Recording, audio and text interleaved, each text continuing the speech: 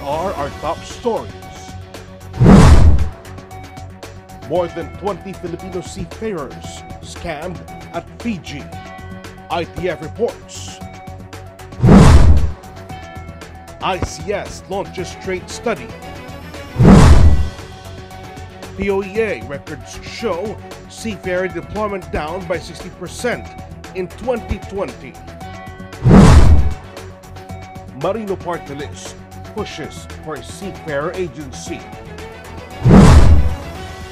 BCG man receives IMO Bravery Award. And be captivated by the maritime vanguards as they celebrate JBLFMU 73rd Foundation Anniversary.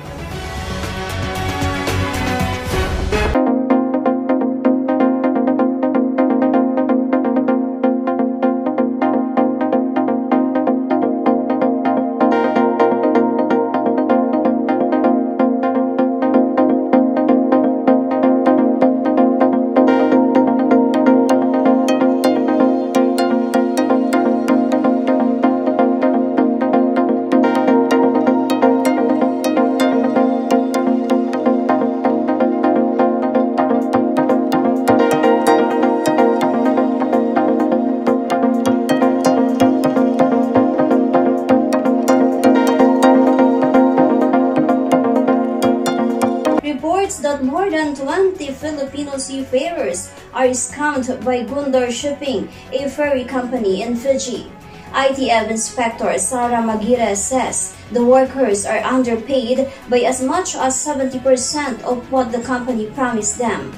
With many of the seafarers unable to afford return tickets, they agreed to stay on with the company with fresh promises of repatriation following an additional year of work. But the company then said that flights and quarantine costs were too expensive due to COVID and refused to honor its obligations to get the weary seafarers home. The ITF has already called the Fijian government to intervene to suspend the company's license to operate until it settles all its outstanding obligations to its workers, including its responsibilities to arrange and pay for all flights home. 3 Filipino seafarers were left stranded in Fiji when the company allegedly terminated them after speaking to an ITF representative in Lautoka. According to their statement, on their return to the vessel on February 14, they were informed that the consent of the captain for them to leave the vessel on February 12 had been withdrawn, and so their contract were terminated. The seafarers and their belongings were abandoned late at night with no access to food, accommodation, nor transport to take them to Suva, Fiji's capital city. Marino Party List Representative Sandro Gonzalez and Macnello Sotan have filed House Bill 8690, establishing the Maritime Workers and Seafarers Administration, or MARIWASA. The bill says MARIWASA shall be attached to the Department of Labor and Employment, responsible for ensuring that Filipino seafarers and maritime workers are globally preferred and that domestic and maritime workers are globally competitive through an effective, integrated, simplified, and seamless system of education, training, certification, and licensing. Likewise, it shall be the primary agency responsible for implementing international conventions, instruments, laws, policies, rules, and regulations.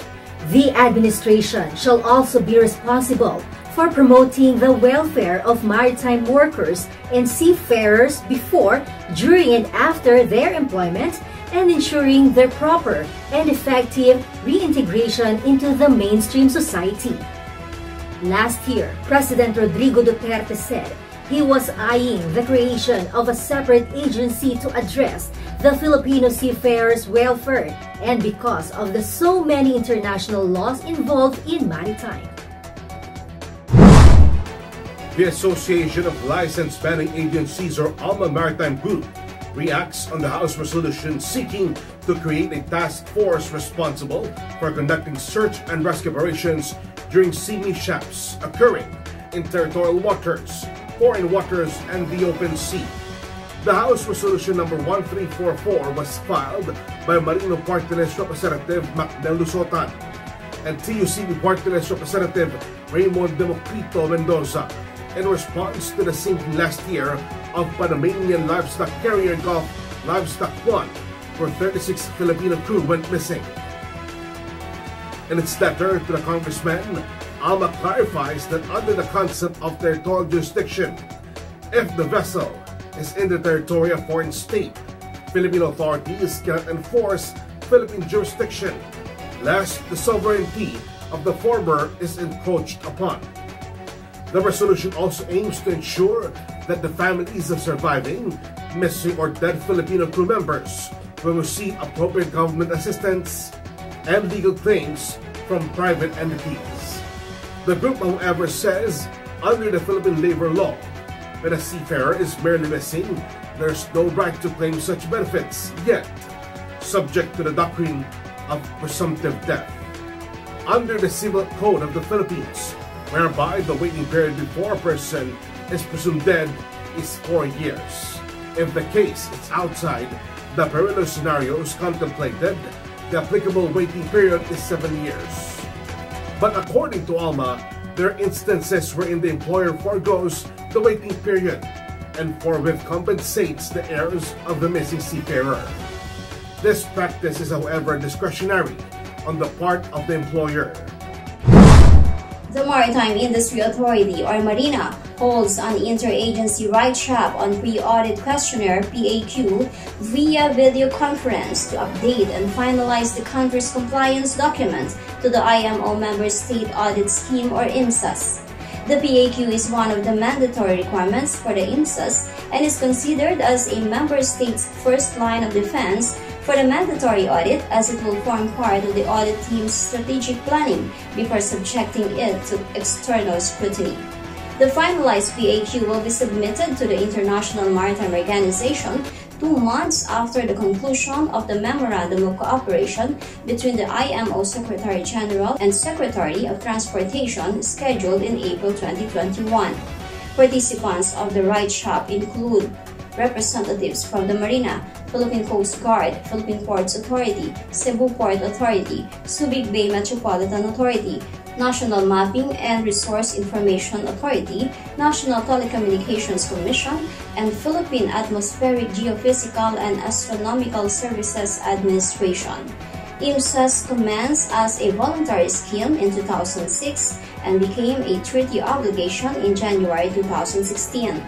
It aims to promote the consistent and effective implementation of applicable IMO instruments and to assist member states to improve their capabilities while contributing to the enhancement of global individual member states' overall performance in compliance with the requirements of the instruments to which it is a party. The International Chamber of Shipping, or ICS, has officially launched its Global Trade Study. ICS Trade Protectionism in Maritime Economy study outlines the protectionist trade policies being implemented by governments worldwide. It demonstrates that if countries cut restrictive maritime trade policies, it could help boost GDP by as much as 3.4% for national economies. The study shows how each of the 58 countries analyzed can identify and reduce its restrictive measures to lower the cost of doing business and increase its share in global maritime trade, which was estimated at $14 trillion in 2019. This includes both tariff and non-tariff restrictions, such as anti-competitive licensing laws and discriminatory treatment of foreign companies, found to be up to 5 times worse than tariffs themselves. 4 scenarios are provided for potential policy reform, demonstrating real GDP gains for national economies if trade restrictive measures are reduced. It is hoped governments will use the study to better navigate the economic impact of COVID-19, which is being compounded by the knock-on effects of growing trade protectionism and inward-looking policies. Countries' economies are under threat. restrictive customs laws, import and export restrictions, and tariffs on trade are making it more difficult for economies to recover from the effects of the COVID-19 pandemic. According to a WTO report published in November 2020, $1.7 trillion of world imports have been affected by constraints like these since 2009. Our Prime Index shows how different types of trade restrictions have an impact on a country's ability to generate wealth, and is a powerful tool for governments to increase prosperity. This level of restriction is not sustainable for a post-pandemic world. Shipping is one of the biggest generators of global prosperity, representing $14 trillion of trade. It is vital that maritime trade keeps flowing, as 90% of all goods are transported by sea. Reducing national trade restrictions ensures that industries like shipping can continue to bring wealth, growth, and economic prosperity to countries around the world. If members of a trade bloc like ASEAN were to halve their current trade restrictions, economies in the bloc would see GDP increase on average by 1.8%. The same reduction in trade barriers for both members of the African Union and Mercosur would see an average GDP increase of nearly 1%. This not only increases countries' individual prosperity, but paves the way for more connected international trade, benefiting each and every one of us. At a time of global challenge, now is the time to reform for the future.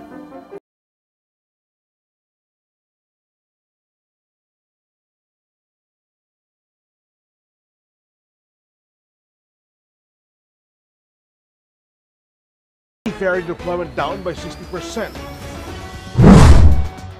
PCG man receives IMO Bravery Award. And be captivated by the maritime vanguards as they celebrate JBLFMU 73rd Foundation Anniversary.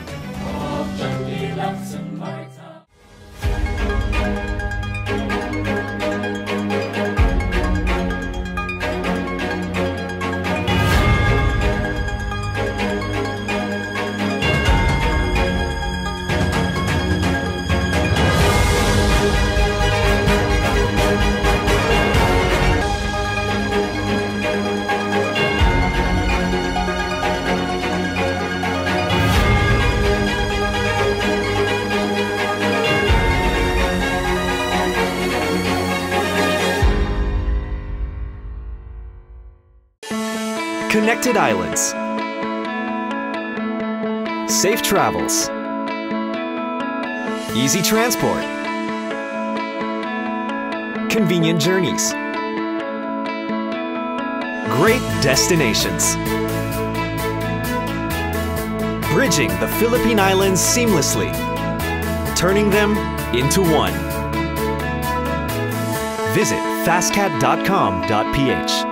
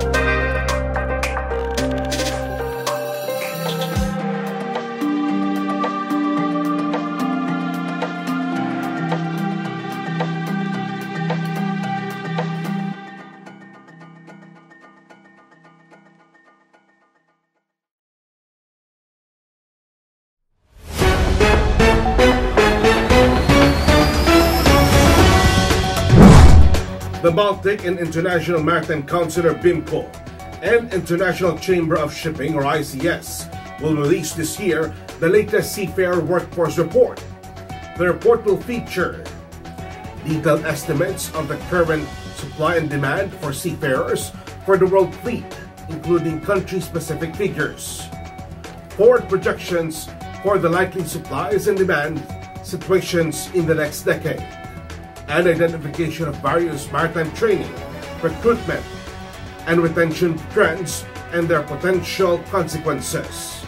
ICS Secretary General Guy Platten underscores with the challenges and changes wrought by the COVID-19 pandemic, decarbonization, and rapid technological developments, ship operators now more than ever need a management tool. Meanwhile, BIMCO Secretary General David Guzdi says the report will help provide answers to where the shipping world is heading and what new crewing initiatives might be required. The Seafarer Workforce Report is previously known as the Manpower Report. In 2015, BIMCO ICS Manpower Report, it was projected that there will be a need for an additional 147,500 officers by 2025 to service the world merchant fleet. Crystal Cruises now requires all its guests to be fully vaccinated against COVID-19 at least 14 days prior boarding any Crystal ship.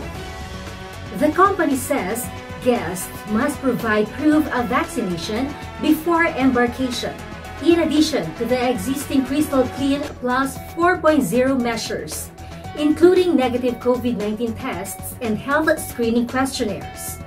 Crystal has voluntarily paused operations through May 2021 for their river fleet, with cancellations into June for their ocean ships, through August 1 for Crystal Esprit, and through August for Crystal Endeavor. The management is confident that its timeline for returning to cruising this summer will allow guests sufficient time to get fully vaccinated. Meanwhile, crew members are required to be tested for COVID-19 prior to leaving their home location to join the ship and must receive a negative result. They also will take a COVID-19 test at embarkation, quarantine for 7 days upon arrival, and take a test at the end of the 7-day period and must receive a negative result before beginning their duties. When vaccines are widely available, the COVID-19 vaccination will be a requirement of employment at least 14 days prior to service. The Philippine Overseas Employment Administration, or POEA, reports a 60% decrease on deployment of seafarers last year compared to 2019. According to POEA database, there were 217,241 sea-based workers deployed in January to December 2020, a decrease of 301,278 compared with the deployment of 518,519 in January to December 2019. Cruise shipping, the hardest hit industry by the COVID-19 pandemic, is a major employer of the Philippine sea-based workforce. However, POEA records already show in January 2020, 32,317 were deployed, a 30% lower than 46,743 deployed in January 2019.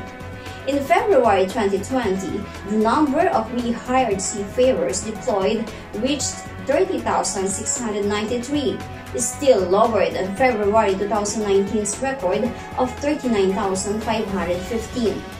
This was further reduced in March with only 16,161 rehired sea-based workers deployed abroad, a figure 64% lower than March 2019's 44,854.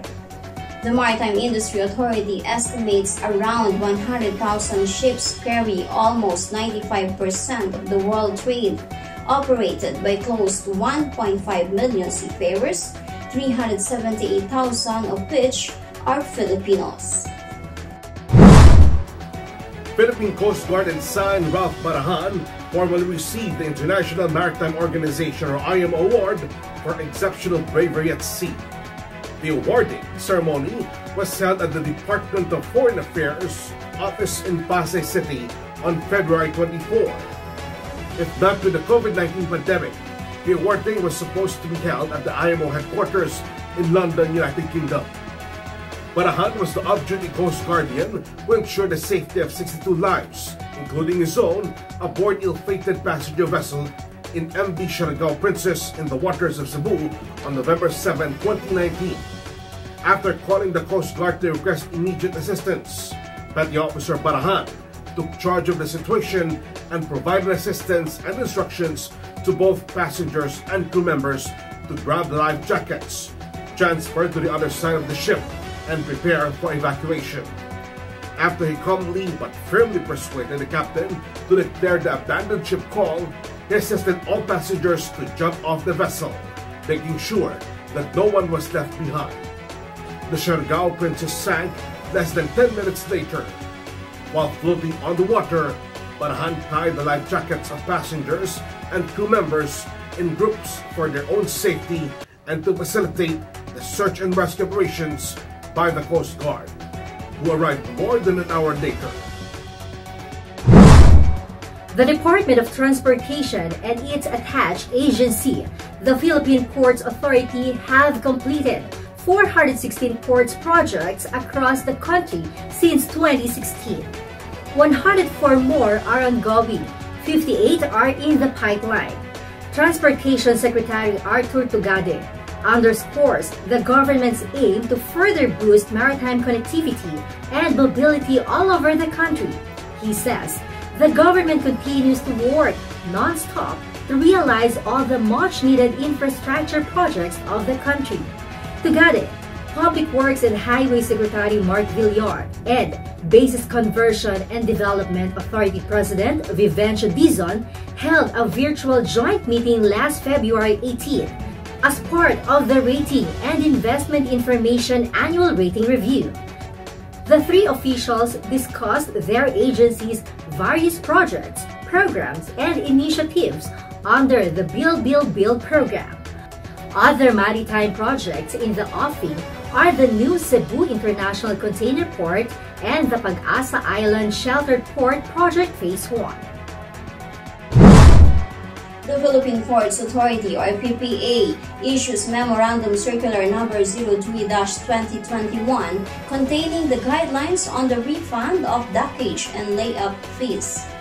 This is in relation to the provision of financial assistance to critically impacted maritime sector due to the COVID-19 pandemic. With this, the agency shall provide refund for dockage and layup fees paid by qualified domestic shipping companies or operators incurred from December 1, 2020 to January 28, 2021. Filing shall be made by the shipping companies not later than March 15, 2021. Requirements for the refund include letter request of the shipping company or operator addressed to the concerned port manager, copies of PPA official receipt, computation sheet, invoices, and other related supporting documents, and the summary list of payments to PPA showing the total amount of claim to be refunded.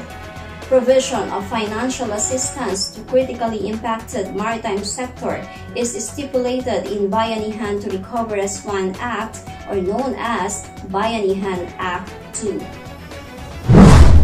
Subic Bay International Terminal Corporation or SBITC has been endorsed by the Department of Agriculture as a discharge port for containers of imported livestock and raw materials.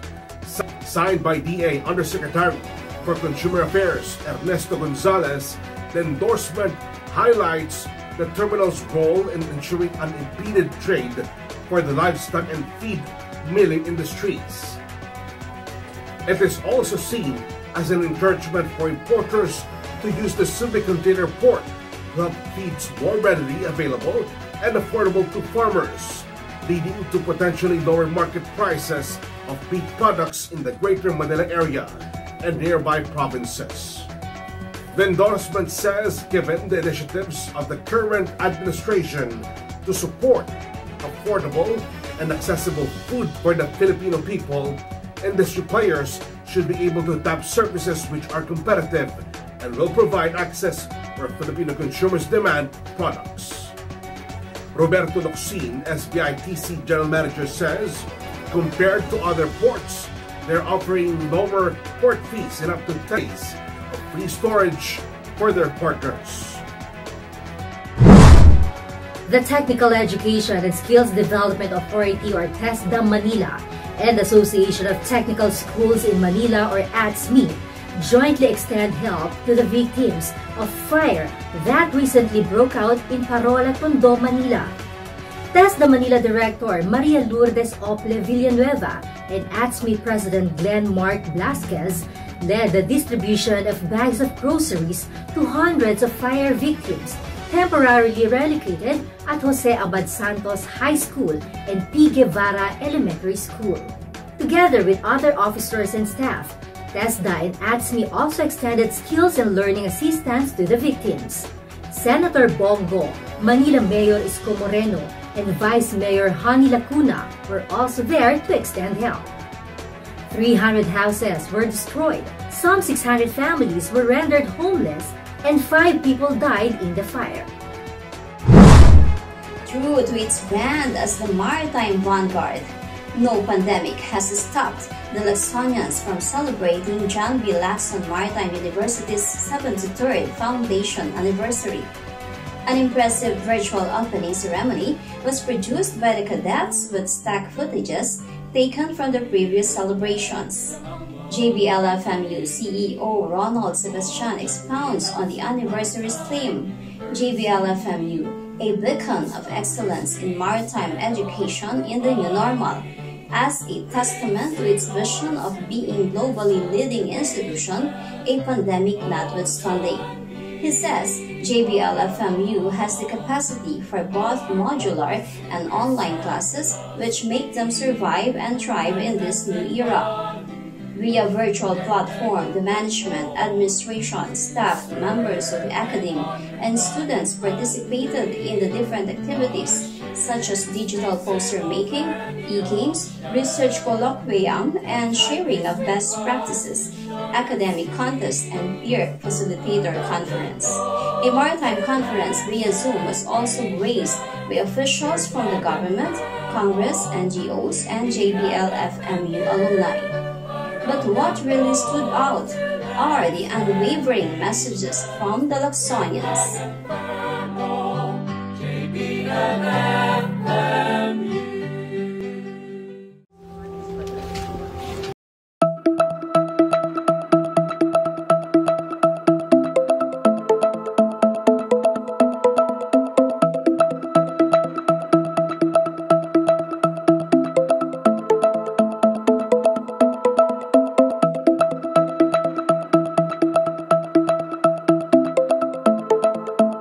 With my friends and classmates was last March 2020. With the fast emergence of the coronavirus that time, we knew that there are drastic changes that are about to happen. Few months after, we found ourselves under quarantine, following strict protocols to conform to what they call a new normal. This current situation we are in right now is taking a toll, especially in both sides of the teachers and students, to what measures we should do in order to cope with a new type of learning. But I believe, we believe, that no matter what challenges these overgrown waves of life may give us, the maritime vanguard will stand firm and steadfast with its mission, vision, and values. As Lacsonians, we're resilient enough in finding new ways to learn. John B. reminds us that to whatever seas we venture, whatever trials we face, whatever medium of education, our learning will never stop. As long as we're persevering and determined enough to find means to learn, our hard work will pay off. Our resiliency prevails. I am a Lacsonian, ready to find new ways, ready to learn, ready for a new normal.